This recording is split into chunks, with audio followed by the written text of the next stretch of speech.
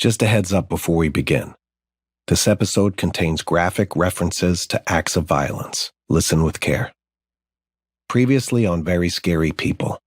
After 6 members of the DeFeo family were slain overnight in their home, police investigated every lead.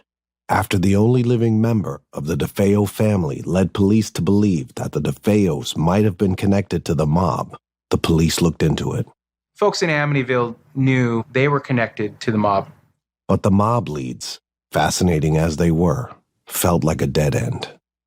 The police weren't any closer to solving the case, and this is when the focus of the investigation turned to Ron DeFeo Jr., the oldest and only surviving member of the DeFeo family. The night the DeFeos were murdered, police conducted a thorough search of the Ocean Avenue home. They walked up those red-carpeted stairs in search of a weapon, or something, anything, that they could use as evidence. But after an extensive search, there was no smoking gun. Instead, they found Ron Jr. He was sitting outside the house, crying, inconsolable. He had just returned from Henry's bar, where he had driven and asked for help upon finding his parents and 4 siblings dead. Now, Ron Jr. was back home, while police combed through the house for evidence. He was visibly upset, but he was, by his own recollection, nervous that night. He didn't want to get blamed for murdering his family. He had found them dead. It didn't mean he killed them. 6 people were dead. It was bad enough 1 was dead. I don't want this coming back on me. I was scared. I didn't want to come to jail for this. Here's a WNBC reporter asking the Suffolk County Chief of Detectives where the police were taking Ron Jr. on November 13th, 1974. What about Ronald DeFeo, the son, the surviving son? Ronald is being safeguarded by the Suffolk County Police at this time. Safeguarded. You don't safeguard a killer, do you? Rick Osuna wrote the book, The Night the DeFeos Died. So they got him in the car and they took him around the back to a White House, which served as the homicide headquarters. He was like, "What is this? What game are you guys playing?" They said, "Shut up, come with us." Shut up, come with us? Ron Jr. must have known this wasn't a good sign. He never wanted to go with the police. He wanted to wait until his grandfather got there. He was waiting to be with family. According to Rick, Ron Jr. was sure that if he needed a lawyer, his grandfather Michael Brigante, who owned the Buick dealership in Brooklyn, would help. But by the time his grandfather showed up, Ron Jr. was already in police custody. Rick Osuna, as you might remember, refers to Ron Jr. by his nickname, Butch. He was pretty much carried, strong-armed, down the driveway into a police vehicle. You know, what Butch told me was he had to find a way to get rid of the small caliber handgun he was carrying. Yep. Rick says Ron Jr. was carrying a handgun that night. Obviously, he didn't want the gun to connect him to the deaths of his family members.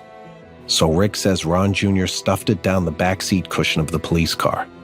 How he got into a police car with a firearm on his person is another story. Different times, I guess.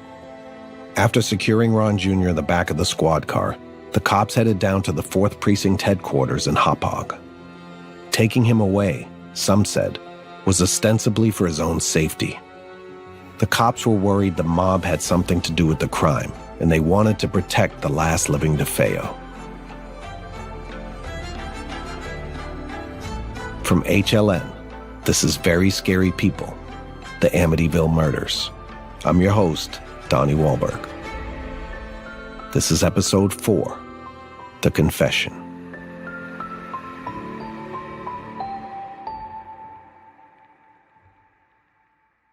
It was still dark by the time they arrived at the station.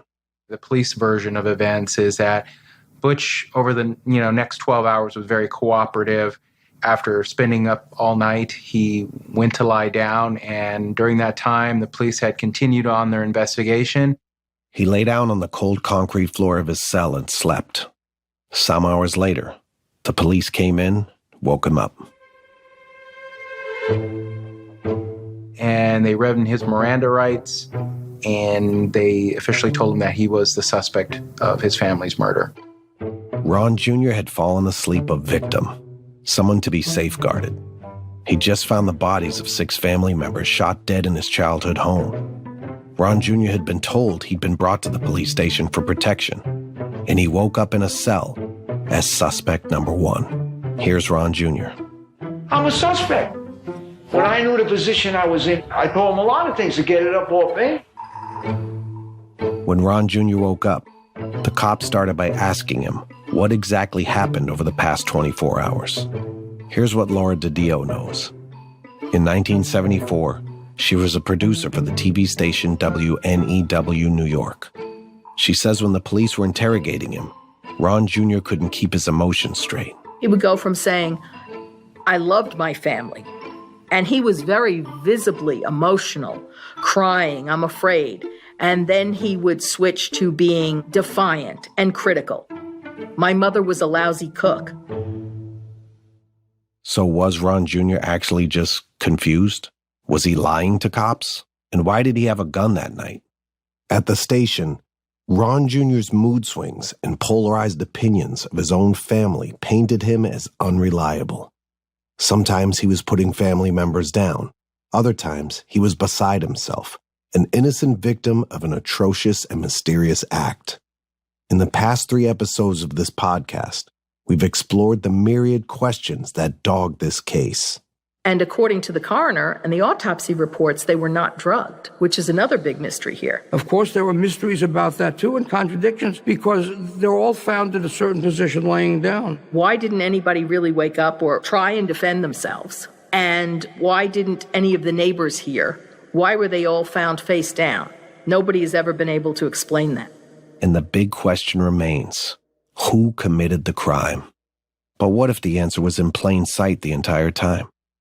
Many years after his family was murdered, Ron Jr. would tell Rick Osuna what he claims happened that fateful November night in 1974. And just a quick note here. This is the story Ron Jr. told Rick Osuna years after he shared a different account of what happened on November 13th, 1974, with the Suffolk County Police.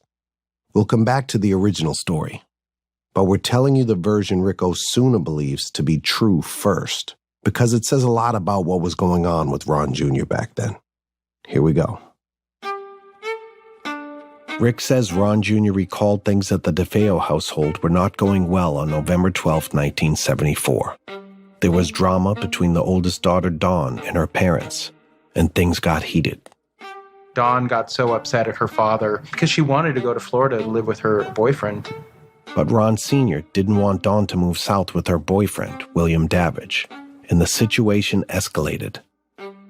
As you know by now, Ron Sr., also known as Big Ronnie, had a history of getting physical with his wife and children. This time, Dawn turned the tables on him. Rick says Ron Jr. told him she got so mad she lunged at her father with a knife. Her mom, Louise, had to intervene. Louise stepped in and took the knife away.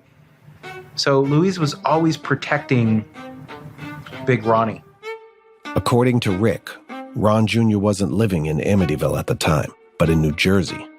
That's where he was when he got a call from his mom. "Come quick," Louise told him. "There's trouble at home." Remember, Rick Osuna refers to Ron Jr. by his nickname Butch. Butch agreed to come home. He drove the 90 miles and he reached home. When he arrived at 112 Ocean Avenue, it was pure chaos, insanity. Ron Jr. took in the scene around him. He found, as he walked through the front door, his younger brother, John Matt, bleeding on the foyer. Big Ronnie had punched him in the face. John Matthew was at this time 9 years old. Ron Jr. knew his father was out of his mind. His dad was abusive. Ron Jr. had experienced it firsthand. For the most part, though, Big Ronnie had left the younger kids alone. Upon encountering his youngest brother beaten up, Ron Jr. was angry, so he went upstairs to confront his dad, passing the portraits of the family on the wall. So Butch took 2 steps at a time, left his little brother there, and saw that his father and Dawn were going at it. The mother had been, bloodied and punched, and Mark DeFeo's yelling outside of his room, like, do I come out? Do I come out? Ron Jr. says he found his mom Louise beat up, in a ripped nightgown, and his sister Dawn hysterical. And there was his father, irate. Ron Jr. locked eyes with his dad. Big Ronnie lunged at his son, but missed him, falling to the ground hard. Ron Jr. laughed at his father, down on the floor. Dawn and Louise started laughing too. Then his mom Louise started to tend to Big Ronnie. Butch was just shocked that here was his mother who was bloodied and her nightgown had been torn, and she's taking care of him like nothing had happened. After this incident, Ron Jr. says his family went about their day like nothing happened. Everything appeared to go back to normal. They all continued hanging around the house together. But it wasn't over. Far from it. Ron Jr. and Dawn had unfinished business. Ron Jr. didn't return to Jersey yet. Later that night, as the story goes, he and Dawn huddled in the basement. And just a heads up, this is where things begin to take a really serious turn. Dawn was really upset, saying, we've got to kill them both because, mom's too far gone as well. They thought their mom had been brainwashed by their father, that she never defended the kids while they were being beaten by their dad, that she always took Big Ronnie's side. But according to Rick, Ron Jr. didn't take his sister's threat seriously. They weren't really going to kill their parents. He's like, everyone's placated now, just like a typical evening. So he told Dawn, gave her his car keys, said, just go, blow off some steam. Just get out of the house, Ron Jr. was telling his sister. Go see a movie or something. Dawn did leave for a while and came back later that night. Ron Jr. stayed at the Ocean Avenue house. After she got home, Ron Jr. and Dawn overheard Big Ronnie talking about them. Big Ronnie was saying Dawn should be institutionalized and that someone should kill Ron Jr. Kill Ron Jr.? This was the cruelest threat Ron Jr. had ever heard from his father. And Big Ronnie sounded serious. Rick says at this point in the evening, the whole family was under the influence of something. And you have to understand, by this time they were drinking, they were doing some drugs, so nobody was completely sober. And at first Butch laughed it off, but Dawn continued and said, they mean it this time. When Butch heard his mother start to cry, he felt that she had given in, that was it. She was no longer going to even stop anything. Ron Jr. knew by his sister's tone that things were getting extremely dark, and his parents weren't messing around. They really were going to have her committed to a mental institution. Ron Jr. began to panic. Butch knew that something had to be done, so they came up with a plan. They would kill the parents. They would say it was a robbery. The smaller kids would be taken to Brigante's house, and they would stage it. The Brigantes, remember, were Louise's parents. The younger DeFeo siblings would be dropped off at their grandparents' house. They would be safe there while Dawn and Ron Jr. killed their parents. At this point, Rick says all Ron Jr. could think about was his dad, Big Ronnie, who threatened his life just hours before. So Dawn and Ron Jr. went upstairs to their parents' bedroom. Well, Butch couldn't fire. He pointed the gun at his sleeping father. He couldn't fire. Dawn had enough, took the rifle, and shot the first shot. By that time, Butch took the rifle back, and his mother had popped up. And the rage inside him had built to a crescendo, and he shot his mother because he blamed her. He blamed her more than the sickness that his father had because she allowed it to continue. That's Ron Jr.'s version of events, as told to Rick Osuna. It was unclear what plagued Ron Jr., what moved him to want to kill his parents in cold blood.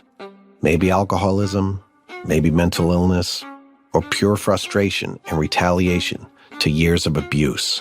Maybe his delusions of grandeur. But Ron Jr. believed his father was tearing apart the family. He'd had enough. Rage erupted inside him, moving him to take it out on his own mother. He shot and killed her. Back to November 13th, as Ron Jr. told Rick how it all went down. Don's shot hadn't killed Big Ronnie, so the patriarch got out of his bed and lunged at both of his children. And this man was 270 pounds, hence Big Ronnie. He charged at them. And it was a collective, oh my God, he's going to kill them. And Butch fired right as he made it into the hallway. It killed his father. His father dropped to the ground in a pool of his own blood. Big Ronnie was finally dead. But something had gone terribly wrong. Again, this is all according to Rick, who interviewed Ron Jr. after the murders. By that time, of course, cowboy gun, .35 Marlin, super loud, deafening. The kids are up asking, what's going on? What's going on? Wait, what? The kids were still in the house? No one had taken the young DeFeos to their grandparents. And Don is saying, if you leave your bedrooms, I'm going to give you the beating of a lifetime. Stay in your rooms. At this point in our story, Ron Jr. says he left the Ocean Avenue house to find a friend to help him stage the crime scene so they could later say it was a robbery. He instructed Don to take Allison, Mark, and John Matthew to their grandparents' house while he was gone. But when Ron Jr. returned to the house, he realized the kids hadn't gone anywhere. He raced up to his siblings' bedrooms, but it was too late. He goes into the room, he finds Allison, shot, dead. It was a horrendous wound. The wound was a disfiguring wound. It looked like it was meant to disfigure. It went right through her face, her beautiful face. The children were supposed to be safe. Now it wasn't just Allison who had been shot. His younger brothers were dead too, killed, according to Ron Jr., by their sister Dawn. Things had definitely not gone according to plan. Butch was in a rage, and he knew that his brothers were dead, and he ran up to the stairs, confronted Dawn, and as he made it into her room, of course, he called her some names, like, why would you do that? Why would the kids? She was like, they would have told, or they would have gotten revenge on us. They had to go. They needed parents. We don't. He stepped on the gun in the room, and as he went to pick it up, she lunged at him. They fought over the gun. Ron Jr. pushed his sister Dawn and hit her in the head, knocking her unconscious.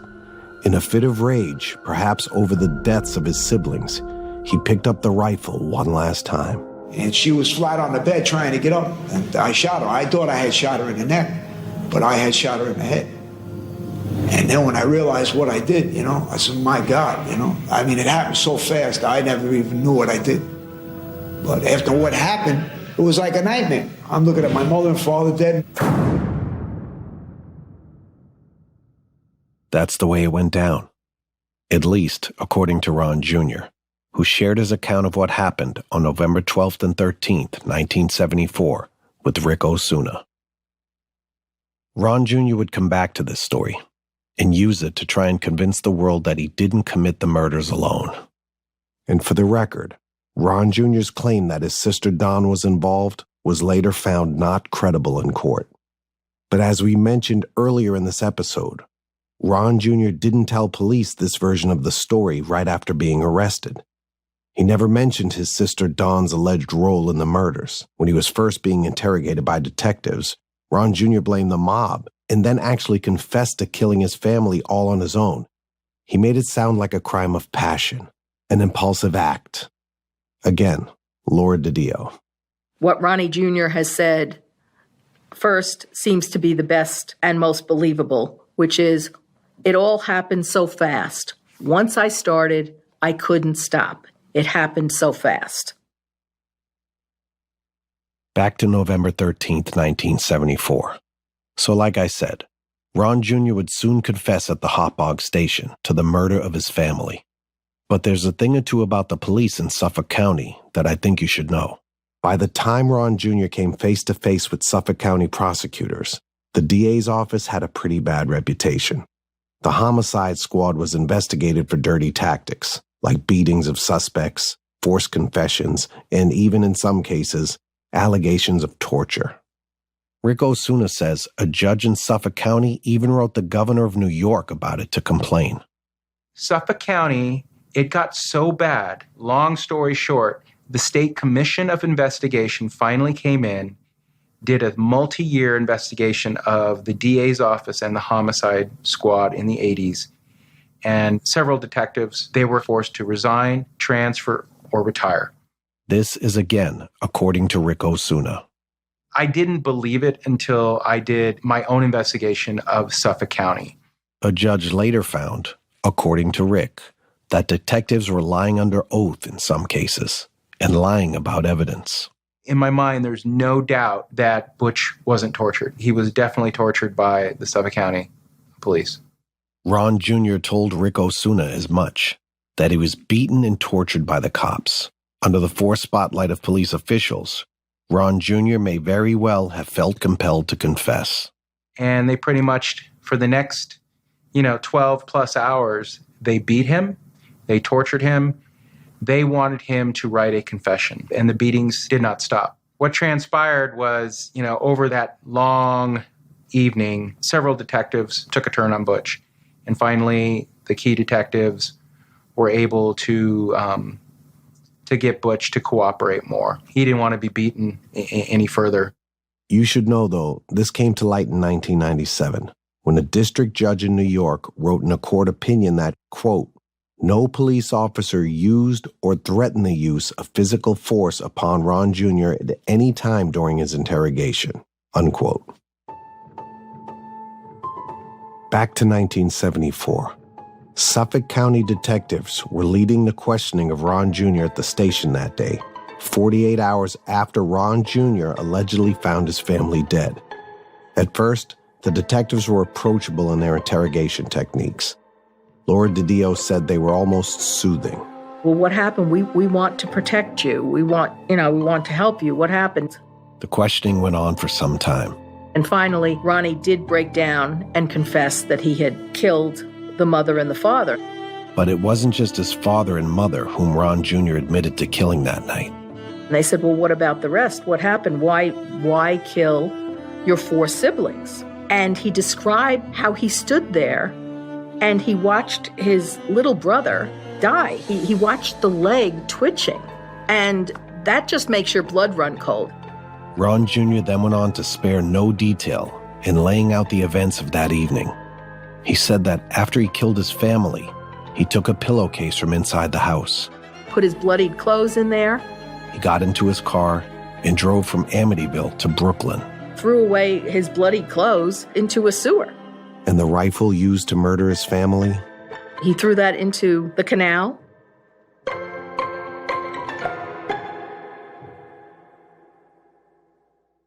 That was it in a nutshell. Ron Jr. told detectives that he killed his family members, solo. It was a far cry from the story Ron Jr. would later insist to be true. The one we told you earlier, that Rick Osuna believes reflects the true chain of events that night, wherein Ron Jr. and his sister, Dawn, committed the murders together. Ron Jr.'s original confession, followed by the subsequent confession decades later, makes the DeFeo mass murder that much harder to untangle today. I think the truest explanation is always, and the best, most reliable explanation in any crime, is what you get right immediately after the commission of the crime. Makes a lot of sense. But if we're going to believe Ron Jr. was truthful that night when he first confessed to the murders, we also need to consider the source. We need to understand what was going on in his mind. You don't just exterminate your family on a whim like that. The murders were brutal and unbearably violent. So what was the motive then? A jury would go on to decide Ron DeFeo Jr.'s fate based on his original confession.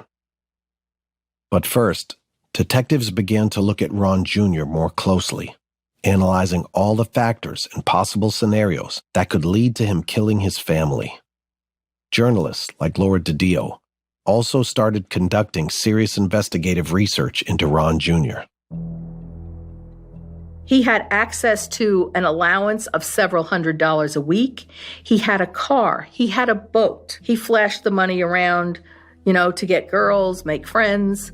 Marvin Scott was a television reporter in New York on the story. So much had happened in their lives that Ron DeFeo was a young man of privilege, but troubled. His parents lavished him with gifts.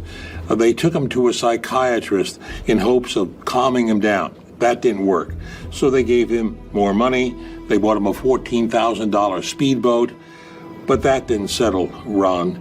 He was an angry young man.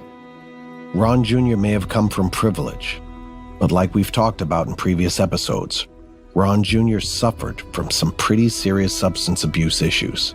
As a teenager, he used speed and amphetamine to lose weight. At 17, he was into drugs, LSD, heroin, a fifth of scotch every day. He was expelled from school. By the time he was in his early 20s, Ron Jr. had gotten into a lot of trouble with drugs and alcohol. His behavior was not new. And of course, the other issue is that Butch, Ronnie DeFeo Jr., was not the most stable of individuals. He had, since the time he was 13, he attacked one of his grandparents. He had dropped out of high school. He was known as sort of a troublemaker around the town, did a lot of drugs, everything from marijuana to heroin, drinking a lot. Which begs the question, was he high the night he allegedly murdered his family? The drugs and alcohol colored Ron Jr.'s entire world. You might argue they make him an untrustworthy suspect. Well, the day before the murders, I was doing my regular. I always, every day I got high. I used heroin. I was using a lot of heroin back then. I was drinking too excessively, scotch on the rocks. It was white label it was, you know. Ron Jr. says the night of the murders, he was simply not present. I was really out of it, mentally out of it.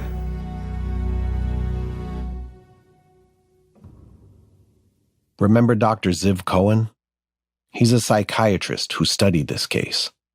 Dr. Cohen believes the drugs were a coping mechanism for Ron Jr.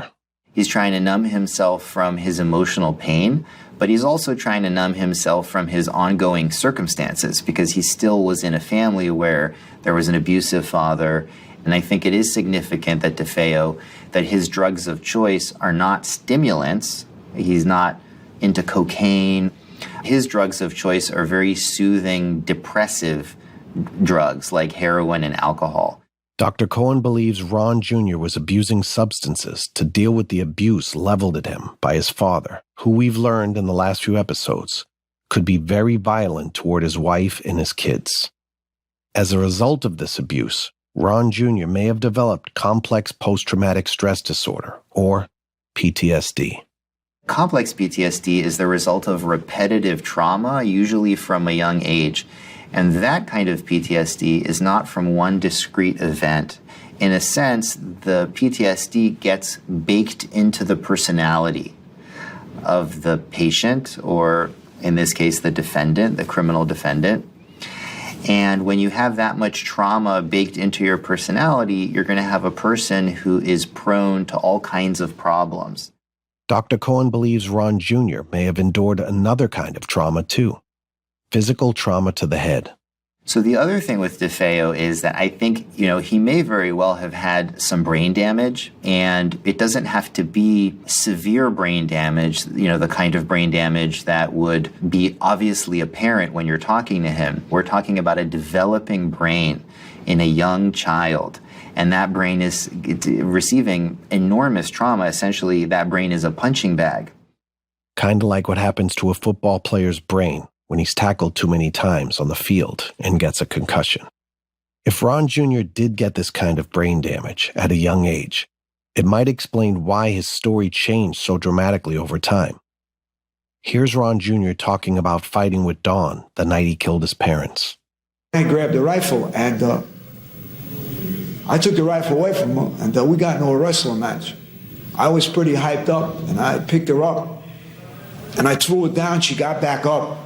Then she got back up, and I picked her up now, and I grabbed her, and I threw her. And when I threw her, she landed on the bed. When she landed on the bed, I grabbed the rifle off the floor. Dr. Cohen says PTSD can completely dull someone's emotions. It could make them antisocial. It's possible Ron Jr.'s entire development was hindered by his PTSD. Also, it can make you emotionally callous.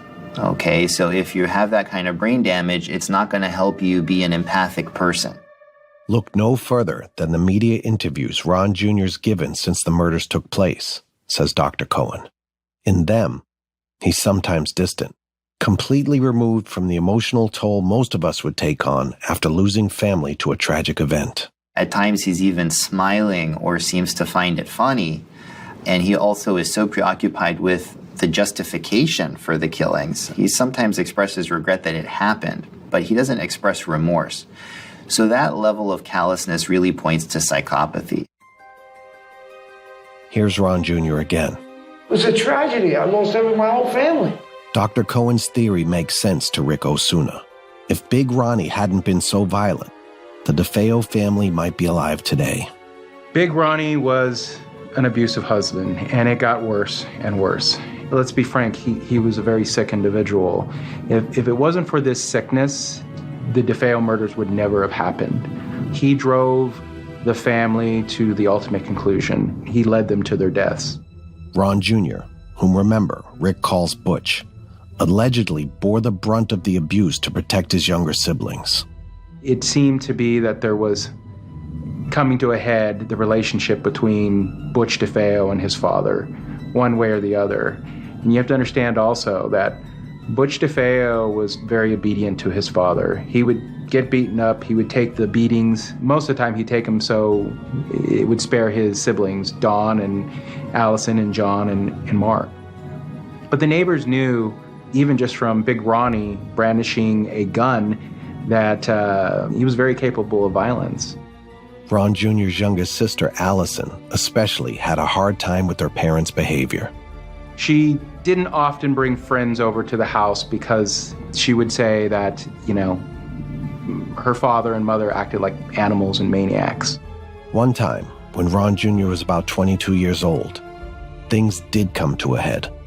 The relationship had been troubled and violent between Ron Jr. and his father for a while. The two frequently squabbled, and they sometimes fought with their fists. But one day got more intense than usual. This is Marvin Scott. At one point during a fight, he pulled a 12-gauge shotgun out and pointed it at his father's face and pulled the trigger. The rifle malfunctioned. Both men had access to weapons.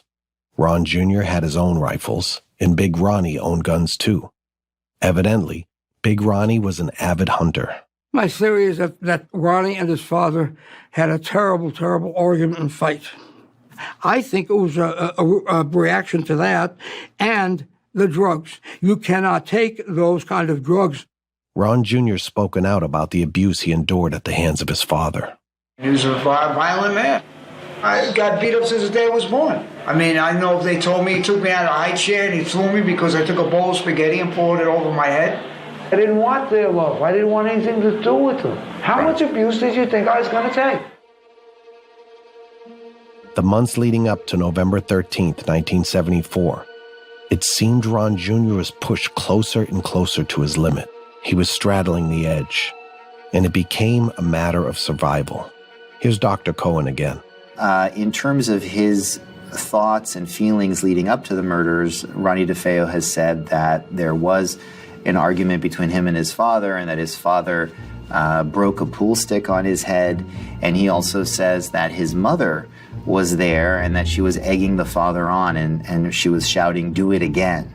And that at that moment, in his mind, that was the last straw, and he knew he had to kill his father. If stories like this are to be believed, Louise DeFeo was also no angel towards her son, Ron Jr. In Ronnie DeFeo's logic, and he has expressed this, what do you do with a tyrant? Well, you eliminate the tyrant. Ron Jr. didn't just eliminate the tyrant. He eliminated his kingdom. And without any member of that kingdom left, a whole slew of questions remained. Questions that would be at the heart of Ron Jr.'s criminal trial. And what a trial it was.